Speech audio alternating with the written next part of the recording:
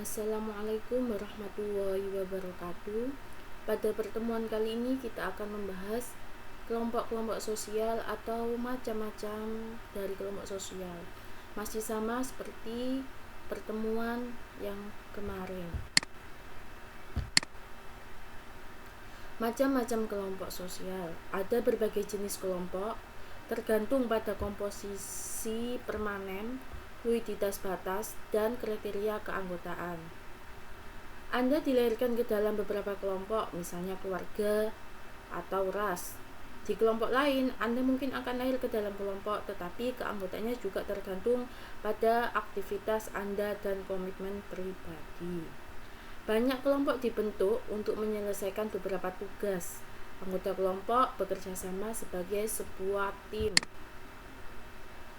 Di sini tipe-tipe kelompok ada 7. Yang pertama, kelompok primer dan kelompok sekunder.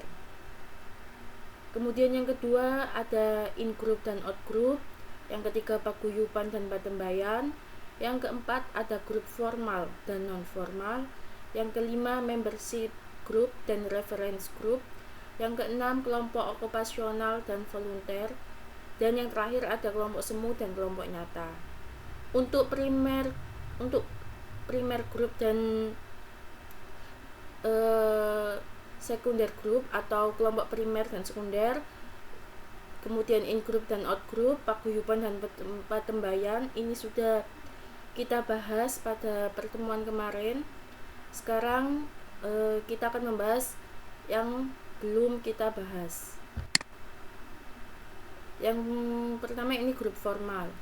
Grup formal yaitu kelompok yang mempunyai peraturan tegas dan sengaja diciptakan oleh anggotanya untuk mengatur hubungan antar sesama. Kemudian ada grup non-formal. Grup non-formal ini tidak mempunyai struktur dan organisasi tertentu yang pasti. Biasanya terbentuk karena pertemuan yang berulang kali dan didasari oleh kepentingan dan pengalaman yang sama. Contohnya dari kelompok formal ini, misalnya perusahaan atau percetakan. Kemudian selanjutnya yaitu membership group, yaitu kelompok di mana setiap orang secara fisik menjadi anggota kelompok tertentu. Kemudian batas-batas untuk menentukan keanggotaannya seseorang pada suatu kelompok secara fisik tidak dapat dilakukan secara mutlak karena perubahan keadaan. Situasi yang tidak tetap akan mempengaruhi derajat interaksi di dalam kelompok sehingga ada kalanya seorang anggota tidak sering berkumpul. Contoh dari membership group ini yakni orang yang dimana berprofesi sebagai seorang guru akan tergabung ke dalam Persatuan Guru Republik Indonesia. Contoh yang kedua, misalnya anggota Dewan Perwakilan Rakyat.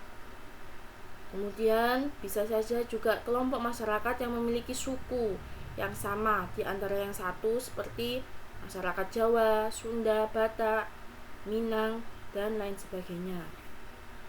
Kemudian yang kedua yaitu tentang reference group.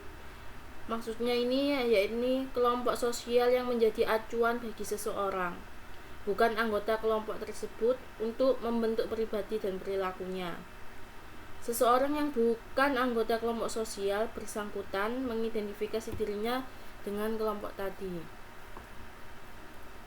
Contohnya dari referensi grup ini yakni kelompok keagamaan.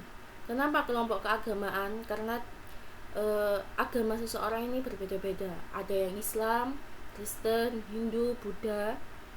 Kemudian contoh yang kedua yakni kegagalan yang dimana akan menjadi sebuah bagian daripada kelompok tertentu. Selanjutnya kelompok okupasional, yakni kelompok ini timbul karena anggotanya memiliki pekerjaan yang sejenis. Contohnya profesi Ikatan Dokter Indonesia. Kemudian volunteer ini kelompok orang yang memiliki kepentingan sama, misalnya pangan, papan, kasih sayang, dan lain sebagainya, namun tidak mendapatkan perhatian dari masyarakat. Tujuannya apa? Agar dapat memenuhi kepentingan anggotanya secara individual tanpa mengganggu. Kemudian kelompok semu. Kelompok semu ini ciri-cirinya yakni tidak direncanakan, tidak sengaja, dan tidak terorganisasi, serta kehadirannya tidak konstan. Kelompok semu sendiri ini dibedakan menjadi 3, ada kerumunan, ada publik, dan ada massa.